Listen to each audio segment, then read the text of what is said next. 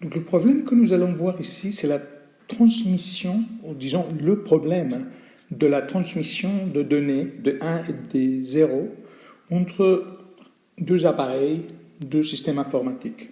Nous allons utiliser les personnes pour transmettre des 1 et des 0 pour illustrer les concepts que nous allons présenter. Et le problème principal ici, c'est le suivant. Alors on va mettre les deux personnes. Voilà. Et ces deux personnes vont transmettre des bits entre elles. Voici les bits qui vont être transmis. Vous voyez un certain nombre de bits. Et l'idée, c'est justement que les bits arrivent chez la destinatrice correctement. On va les transmettre maintenant. Voilà. Et si vous regardez bien les bits qui ont été transmis et les bits qui ont été reçus, vous allez voir qu'il y a une différence. Est-ce que vous pouvez voir quel bit est le bit erroné? C'est-à-dire le bit qui est différent côté droit, qui est côté réception, par rapport au côté gauche, qui est côté transmission. Donc effectivement, le bit qui est erroné est le quatrième. Donc c'est celui-là. Comment est-ce qu'on pourrait savoir que ce bit est erroné quand on vient de le recevoir? En principe, on ne peut pas, puisqu'on ne sait pas ce qu'on va nous envoyer. Donc, il s'agit dans ce clip de vous montrer une technique qui permettra de corriger de manière automatique l'erreur qui est apparue, pour autant que ce soit une seule erreur. Donc la technique, en fait, va utiliser des bits supplémentaires. Au lieu de transmettre seulement ceci, nous allons ajouter quelques bits supplémentaires qui s'appellent des bits de contrôle, de bits de parité ou de bits de redondance, il y a trois noms, et qui vont nous permettre, à la réception, de se rendre compte qu'il y a eu une erreur et de pouvoir la corriger automatiquement. Donc, ce qu'on va faire maintenant, c'est qu'on va seulement laisser les bits. Je vais vous montrer la technique qui va nous permettre d'ajouter ces bits dont je viens de parler. Donc, ce que nous allons faire, alors, je vais l'expliquer à l'aide d'un exemple avec ces bits particuliers. Pour commencer, on va diviser 9 bits. On va les séparer en blocs de 3 bits. Il faut se mettre d'accord entre l'émetteur et le récepteur sur l'utilisation de blocs de 3 bits pour préparer ce qu'on va transmettre. La première chose, c'est de prendre les 3 premiers bits, ces 3 bits, on va les écrire ici, 0, 1, 0, comme la première ligne d'une suite de lignes, en fait, qui vont contenir toutes les suites de 3 bits. La deuxième chose à faire, c'est donc de prendre le deuxième. Ce deuxième-là va être mis ici, juste en dessous. Je dis ce deuxième bloc, donc. C'est 0, 1, 1. Ensuite, le troisième bloc, qui est celui-là, va être mis immédiatement en dessous. 0, 0, 1. Ensuite, nous allons tracer deux lignes. Une ligne verticale et une ligne horizontale. Le prochain pas est d'ajouter, je vais le mettre en rouge aussi, d'ajouter des bits de parité à chaque ligne. Vous vous souvenez que les bits de parité sont ajoutés, quand on fait la parité simple, sont ajoutés de façon à ce que le nombre de 1 soit pair. Pour la première ligne qui est ici, comme le nombre de 1 est 1, nous devons donc ajouter un 1. De cette manière-là, on a dans le nouveau mot, dans la nouvelle séquence, on a 2 1, un nombre pair donc. Pour la deuxième ligne, on ajoute un 0. Comme ça, on aura donc 2 1, un nombre pair. Si on continue de la même façon pour la troisième ligne, on doit ajouter un 1 pour qu'il y ait 2 1. Ensuite, ce qu'on va faire, c'est qu'on va prendre les colonnes et on va ajouter pour chaque colonne un bit de parité. Pour la première colonne, vous pouvez voir que si j'ajoute un 0, il va y avoir 0, 1, ça c'est un nombre pair.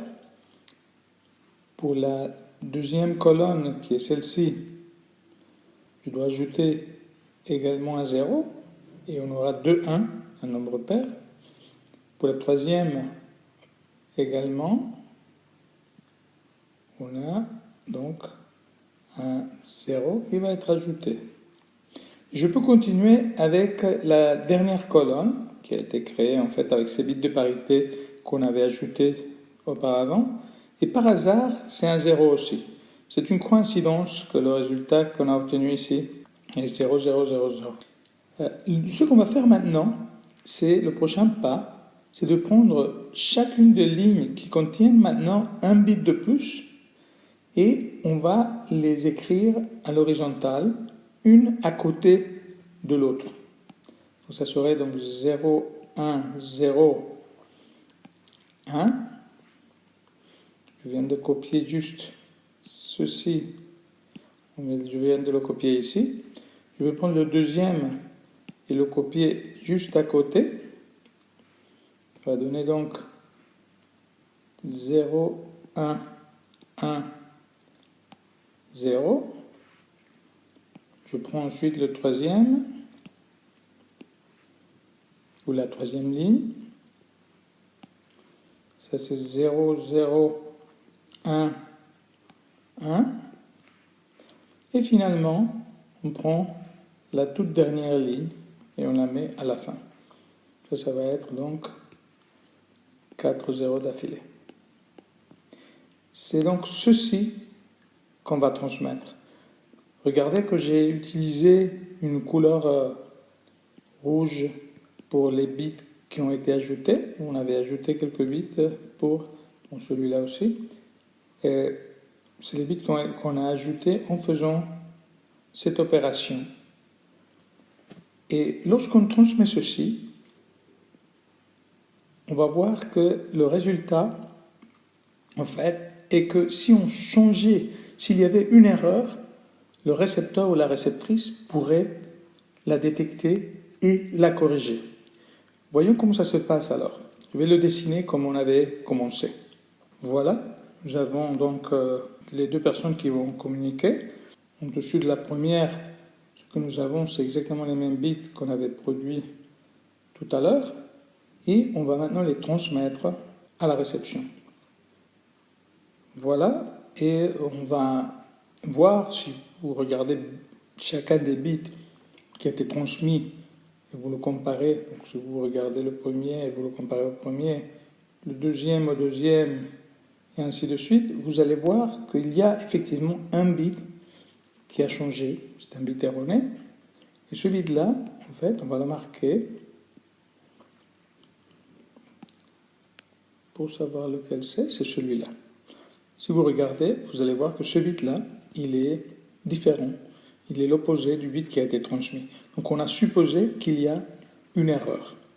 Ce qu'on va faire alors, c'est qu'on va prendre ceci, ce qui a été reçu, qui a une erreur, et on va montrer comment ça peut être, comment on peut déterminer que ce bit-là, c'est le bit erroné, et comment donc on peut le corriger. Nous allons donc prendre cette suite de bits, qui est la suite de bits qui a été reçue, qui contient une erreur, et je vais montrer maintenant comment on peut décoder cette suite pour ensuite trouver le bit erroné et corriger cette erreur. Quand on avait codé, si vous vous souvenez, vous pouvez aller en arrière dans la vidéo, vous allez voir qu'on avait donc seulement les bits bleus qui apparaissent ici. Seulement ces bits bleus, on les avait en fait originalement.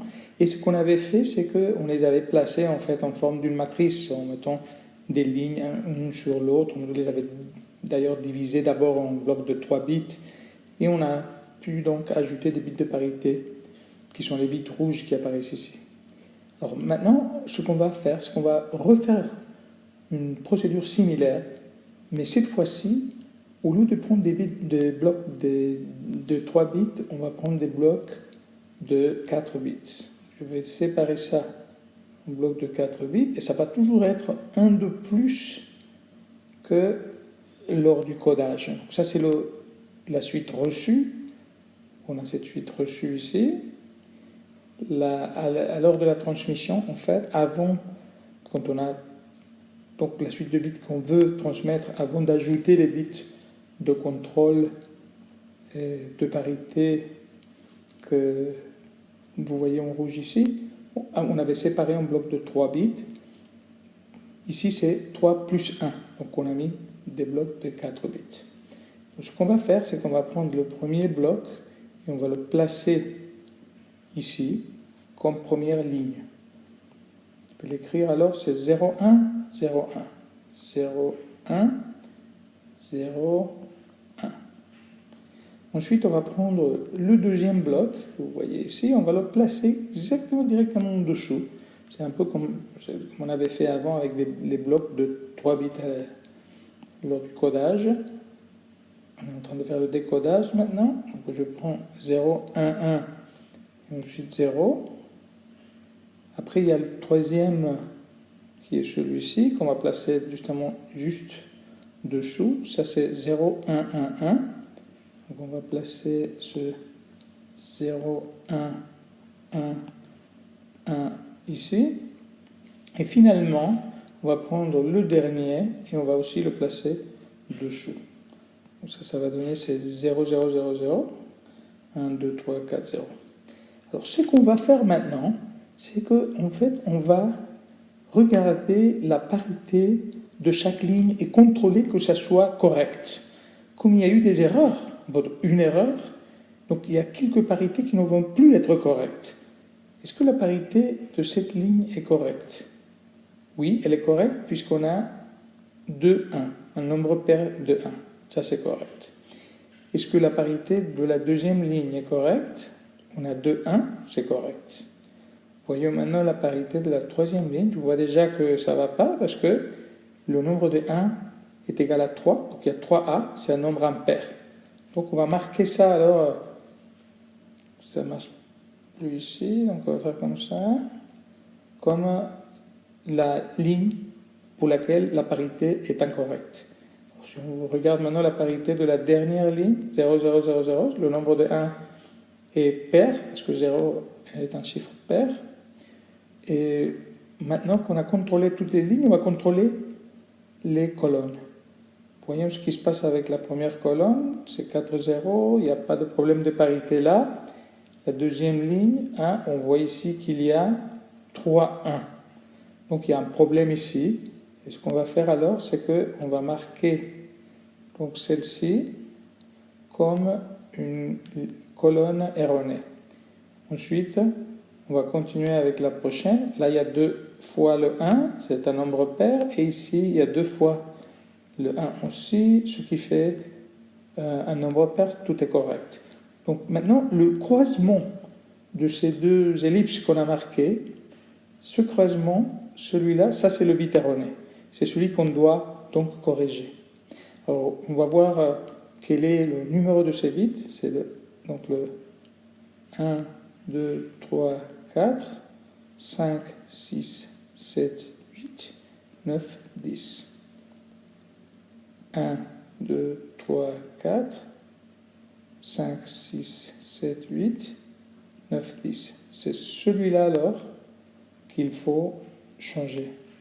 Donc c'est le 10e qui est donc celui-là qu'il faut changer. Alors ce que je vais faire, c'est d'abord le changer. Donc je vais juste copier ceci. On va copier ceci et le placer ailleurs. On va mettre ici la suite corrigée. Comme ça. Et on voit que c'est celui-là qui doit être changé à un 0. Ce qu'on fait, c'est comme il est erroné, donc on le met à 0. Donc maintenant, on a la suite reçue corrigée, mais on nous demandait seulement les bits bleus, parce que c'est ça qui nous a... En fait, l'émetteur voulait vraiment seulement envoyer les bleus. On a ajouté les rouges seulement pour contrôler. Je vous rappelle que les rouges, c'est nous qui les avons mis juste pour pouvoir les suivre. Hein. Il n'y a pas de couleur dans les bits. Hein. Quand on voit les bits, on ne peut pas distinguer si c'est rouge ou si c'est bleu.